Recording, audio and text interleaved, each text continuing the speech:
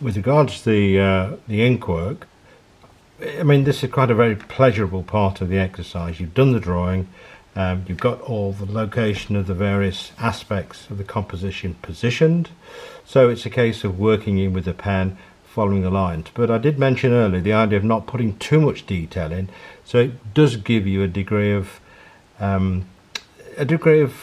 opportunity to develop the picture as you wish. So you haven't got to follow it exactly.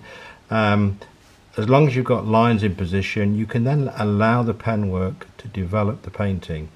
And the other thing I suggested, of course, is to make those lines fairly loose, not too precise, not too technical in terms of technical drawing, but keep them as sketches, as suggested lines.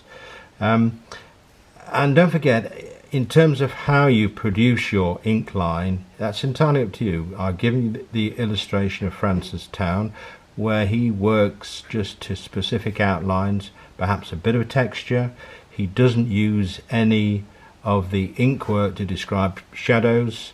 He uses paint for that, so his work is restricted to mainly the outline. I tend to go a bit in between.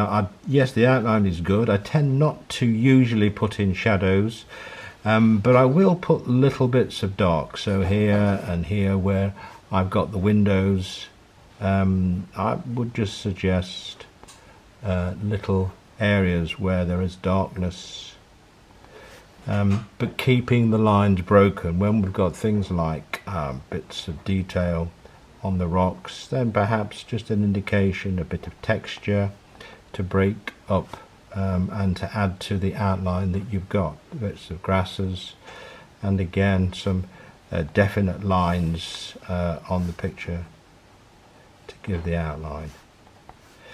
Anything else to say? No, I don't think so. The other thing, of course, you can do is once the ink work is finished, I would allow it half an hour to an hour to dry, really dry, though it should be a permanent ink. I'm using the Edding profile pens, the pilot pens, which are quite good. This is a number 3, which will give me a mark that's fine enough, but pressing on a bit. It does also work to actually give yourself, use the edge of the pencil, the pen. So if there are some marks you want to just indicate at by a little bit of shading, I quite like that. I mean, this can be a bit plain as it stands, so once again, if you want to just put a few lines in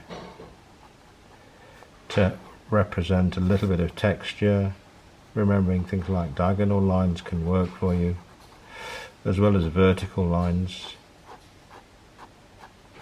They can all just help to give you some extra in the spaces that you outline.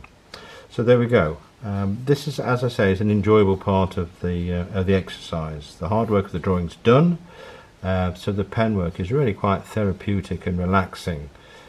So I do hope you enjoy that part of the exercise.